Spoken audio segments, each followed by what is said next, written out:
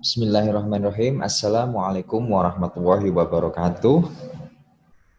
Pada kesempatan kali ini kita akan belajar tentang type of paragraph atau jenis-jenis paragraf. Di pertemuan sebelumnya saya sudah menerangkan jenis-jenis kalimat ya. Pada kesempatan kali ini kita akan belajar melanjutkan yaitu jenis-jenis paragraf. Apa sih paragraf itu? Nah, paragraf adalah ini. Jadi paragraf adalah a paragraph can be defined as a group of sentences related to the same topic or even though it could be formed just by a single sentence. Jadi gampangannya paragraf itu adalah gabungan dari kalimat yang memiliki sebuah topik tertentu atau yang memiliki sebuah gagasan tertentu. Ya. Jadi paragraf adalah gabungan dari beberapa kalimat yang memiliki topik atau ide, ya, pembahasan tertentu. Nah, itu adalah paragraf. Selanjutnya, jenis-jenis paragraf dalam bahasa Inggris, ya, according to the writing proposed, paragraphs may be classified into 4 main categories. Jadi, secara umum, paragraf itu terbagi menjadi 4 ya, atau ada 4 tipe paragraf itu. Yang pertama adalah descriptive paragraph, paragraf deskriptif. Yang kedua adalah narrative paragraph atau paragraf naratif. Yang ketiga expository paragraph atau expository paragraf expository. Yang keempat adalah persuasive paragraph atau paragraf persuasif. Fungsinya itu bisa dilihat di sebelah kanan ya. Deskriptif ini fungsinya to describe something or someone. Namanya deskriptif, deskripsi ya, digunakan untuk mendeskripsikan atau menggambarkan ya, bisa sesuatu atau juga bisa orang. Kalau narrative paragraph ini fungsinya adalah to tell stories. Jadi biasanya digunakan untuk bercerita, menceritakan sebuah cerita atau sebuah keadaan atau kejadian tertentu. Kalau expository ini biasanya digunakan to explain something, ya, menjelaskan sesuatu ya, give information, memberikan informasi atau instruction, petunjuk seperti pembuatan apa, nah begitu ya. Jadi menjelaskan sesuatu, bisa juga memberikan informasi atau instruction urutan. Terus selanjutnya adalah persuasive paragraph, ini to convince the reader, ini supaya untuk meyakinkan. Nah, jadi supaya yang membaca ini yakin dan tertarik, mempersuasi begitu. Nah, ini secara umum penjelasannya.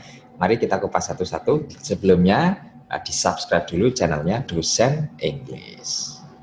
Kita masuk ke descriptive paragraph. Descriptive paragraphs aims to show the reader what a thing or person is like without physical contact. Jadi kalau kita disuruh mendeskripsikan sesuatu, itu memang yang kita deskripsikan itu tidak ada di tempat. Nah, jadi kita harus bisa mendeskripsikan kepada si yang membaca itu ya, tentang orang kalau dia orang ya, atau benda atau sesuatu ya, tanpa kita melihat secara fisik, melihat secara langsung. Jadi kita harus bisa mendeskripsikan dengan detail tentang orang atau benda ya, tanpa si pembaca itu melihat langsung. Nah, kita harus mendeskripsikannya dengan baik. Allow the reader to experience phenomenon, item, or even describe in a detail. Jadi supaya si pembacanya ini bisa melihat atau membayangkan sebuah fenomena ya, atau event atau sesuatu yang kita deskripsikan. Jadi supaya si pembaca ini bisa menggambarkan, bisa mengira-ngira. Oh, kira-kira kalau orang ya, oh seperti itu dari hasil deskripsi kita ya. Jadi tujuan utamanya paragraf deskripsi ini memberikan sebuah gambaran, ya, bisa menggambarkan. Jadi supaya si pembaca ini paham, kira-kira bisa mengira-ngira, bisa berimajinasi. Oh seperti itu ya kira-kira orangnya, kalau dia orang, kalau benda ya dia benda. Nah, itu tujuan dari paragraf deskriptif. Kita lihat contohnya, saya lanjutkan. Language feature-nya ini ya.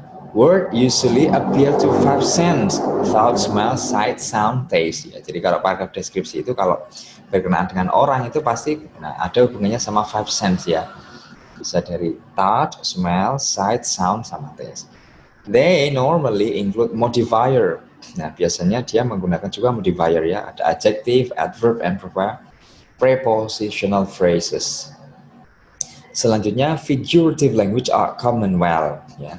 Jadi dia menggunakan kadang-kala metaphor, personification, ya, menggunakan majas-majas tertentu untuk menggambarkan personification ya, dan simil, ya, persamaan. Contohnya seperti ini. Nah ini, I climb up on loading bla bla bla bla. Nah ini dia sedang menggambarkan sebuah keadaan. Jadi kita akan berhasil menulis sebuah paragraf deskripsi manakala orang yang membaca itu paham sampai bisa berangan-angan dan membayangkan seperti itu. Itu berarti paragraf deskripsi kita bagus, begitu ya. Itu paragraf deskriptif. Yang kedua kita lanjutkan ke narrative paragraph atau paragraf narasi. Narrative paragraphs aims to tell about a sequence of an action. Jadi paragraf naratif ini biasanya digunakan untuk menceritakan sebuah kejadian tertentu. Mudahnya begitu. Bisa berupa story, cerita kita sendiri atau story siapa, termasuk sejarah, history. Ini naratif masuknya ya. Sebuah cerita yang dia sudah terjadi. There is always a clear beginning, middle, and end. Nah, biasanya kan kalau dalam bacaan itu ada once upon a time, satu ketika.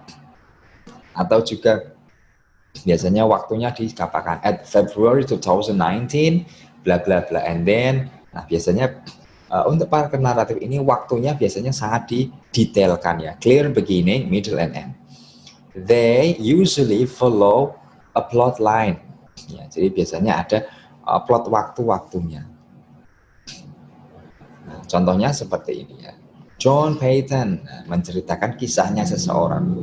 Biasanya dia ada keterangan waktu yang jelas in 1996. Nah, begitu ya. Ini adalah contoh dari naratif paragraf. Sekali lagi, paragraf naratif adalah paragraf yang menceritakan ya tentang sequence of action, kejadian tertentu atau cerita kita, history, sejarah, kejadian yang sudah terjadi. Kita lanjutkan ke expository paragraph atau paragraf expository. Adalah expository paragraph aims to help the reader understand following process of method. Jadi paragraf expository ini tujuannya adalah untuk memberikan pemahaman atau informasi tadi ya of a following process, tentang sebuah proses tertentu ya. Kalau dia informasi ya memberikan informasi ya, biasanya sebuah proses ya, urutan mengerjakan sesuatu. Ini expository. Misalkan membuat contoh membuat ini, nah itu termasuk dalam expository ya, urutan sebuah kejadian atau proses ya, atau metode tertentu, cara menggunakan apa misalkan. Provide information either explaining it or giving instruction ya, atau juga memberikan sebuah informasi. Nah ini maksudnya adalah paragraf expository, memberikan informasi atau juga giving instruction. Tadi saya sudah sampaikan cara membuat apa. Nah itu termasuk paragraf expository. Tujuannya adalah untuk sebuah memberikan pemahaman kepada si pembaca ya tentang sebuah proses atau urutan membuat sesuatu. Their features are, they often require a research. Nah, biasanya memang didahului oleh sebuah penelitian ya. Jadi ada sebuah penelitian dulu, nah nanti baru disampaikan ternyata hasilnya begini-begini. An exposition usually include techniques such as an example, illustrations to support the statement. Ya betul. Jadi paragraf expository atau exposition ini biasanya ya memberikan contoh-contoh yang jelas ya, supaya mendukung pernyataan urutan yang kita sampaikan. Also, ordinal sequence are often used. Jadi biasanya karena urutan ya, biasakan menceritakan tentang step proses. Nah, ini biasanya menggunakan chronological order atau numerical ya. Jadi urut 1, kedua, ketiga itu ya. First step, second step, atau itu first of all, secondly, third. Nah, itu menggunakan urutan-urutan itu. Nah, contohnya seperti ini. Ya. Oke ya, ini ya contohnya ya. Ini memberikan sebuah informasi.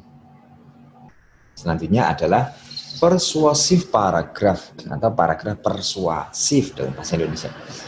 Para persuasive paragraph aims to get the reader reaction, accepting or understanding the writer position or proposal. Jadi paragraf persuasif itu yang mempersuasi ya, supaya si pembacanya ini memberikan reaksi, accepting or understanding. Nah, ini biasanya sebuah opini. Paragraf persuasi ini biasanya membangun sebuah opini, gitu ya. Their features are they often require a gathering fact or research.